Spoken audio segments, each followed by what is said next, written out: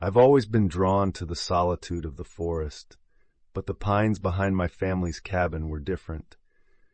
They stood tall and imposing, swaying even when there was no wind. As a child, I used to hear faint murmurs when I ventured too far among those trees, but I dismissed them as a trick of my imagination. It wasn't until I returned as an adult that I realized how real those whispers could be. I decided to spend a week alone at the cabin, seeking the quiet to finish a research paper for my environmental studies. The first night was peaceful. I stoked a fire in the fireplace and listened to crickets chirp under a star-filled sky.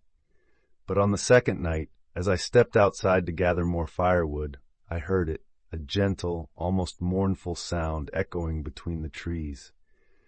The hair on my arms stood on end. I told myself it was just the wind, but there was no breeze. The pines were absolutely still. Curiosity, or maybe foolishness, drew me deeper into the woods. My flashlight beam cut through the dark, revealing gnarly trunks and thick layers of fallen pine needles. The whispering grew louder the farther I went. I kept stopping, thinking I'd see someone behind a trunk, but the forest remained empty. Suddenly, I stumbled upon a clearing where the trees parted.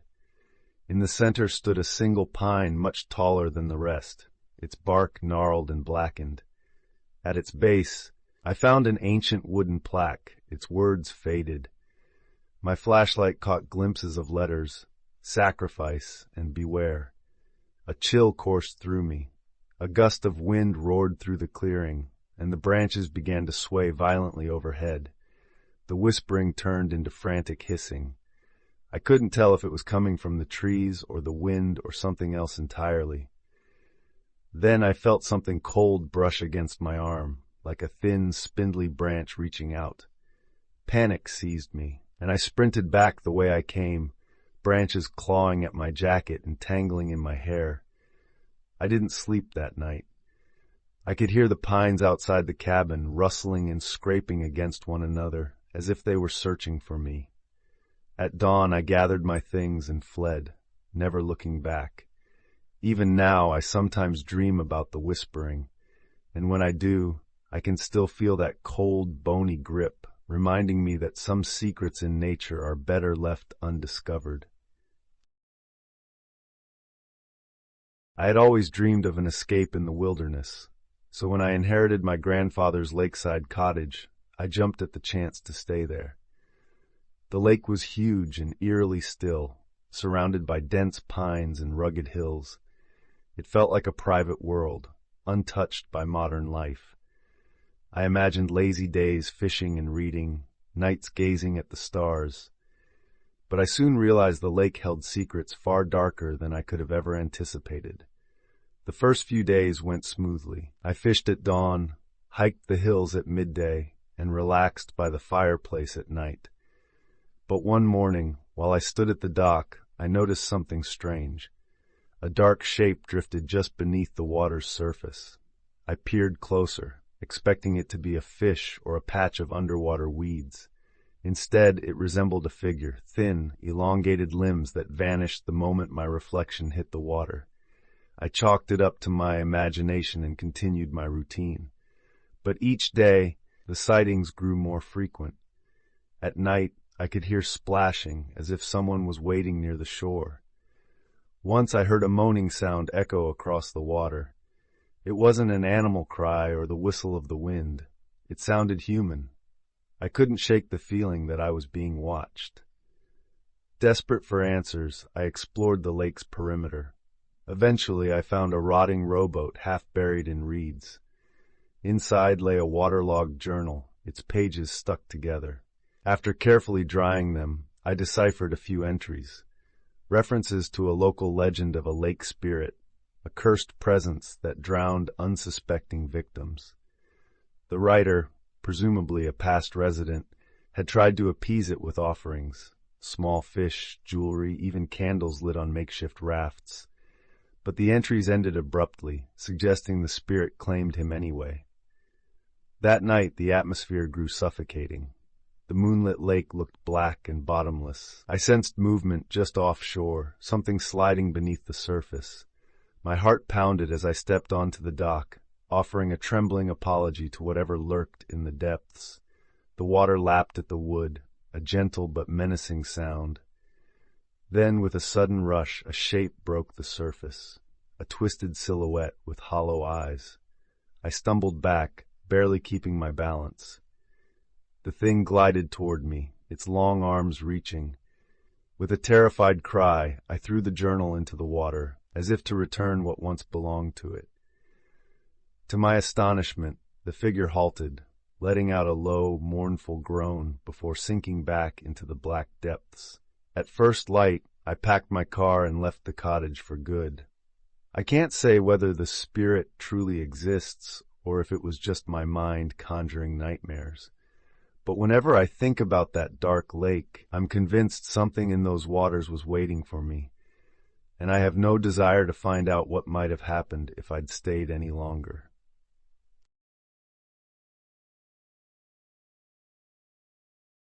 Stillwater Marsh was rumored to be haunted, but I never believed the stories. Growing up in a nearby town, I had always heard tales of ghost lights flickering over the water and voices echoing through the reeds. But I'm a scientist by training, so I volunteered to help a local environmental group survey the marsh. I planned to collect samples, map the area, and prove it was all just superstition. Little did I know, the marsh had its own way of telling me I was wrong. My first day there, I sank knee-deep in murky water. The cattails and reeds were dense, and the marshland felt alive in a way I couldn't quite describe, like it was pulsing with each breath I took. I pitched a small tent on a patch of dry ground, a makeshift base camp. The days were peaceful, filled with bird calls and the splash of frogs. But at night, the marsh changed. A low, eerie glow drifted over the water, appearing and disappearing like a will-o'-the-wisp. I tried following it, camera in hand, but it vanished whenever I got close. Then I began hearing whispers. They weren't words exactly, more like soft murmurs weaving through the tall grasses. Each time I felt a chill, as though something brushed past me. On the third night, the whispers turned into faint cries. Unable to sleep, I crawled out of my tent. The moonlight revealed a thin fog clinging to the marsh surface. That glow appeared again, dancing across the water, and I followed it without thinking. My boots squelched in the mud as I trudged deeper. Suddenly my foot caught on something, sending me sprawling. My flashlight flew from my hand, and in that moment of darkness I heard a voice, clear and desperate. "Help me." Scrambling to retrieve my flashlight, I shone it on what had tripped me, an old wooden plank, half submerged. Curiosity drove me to pull it free. It turned out to be part of a crude raft, rotting and covered in algae. Nearby, I found another piece scrawled with letters. "They took me." My heart pounded. Who took whom? And when? The whispering grew louder, as if the marsh itself were speaking. I felt a tug at my pant leg.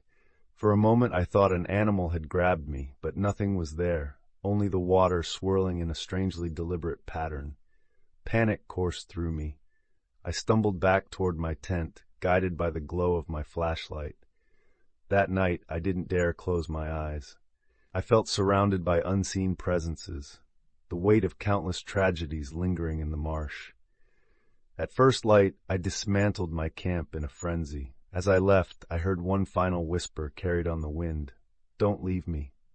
It sounded so human, so heart-wrenching, that my eyes stung with tears. I still have nightmares about Stillwater Marsh. Sometimes I hear that same voice begging for help. I wonder if there's a restless spirit trapped among the reeds, longing for release. But I'm too terrified to return. The marsh can keep its secrets, and I'll keep my life. Thanks for watching.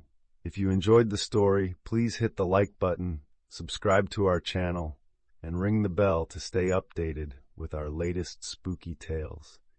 See you in the next video.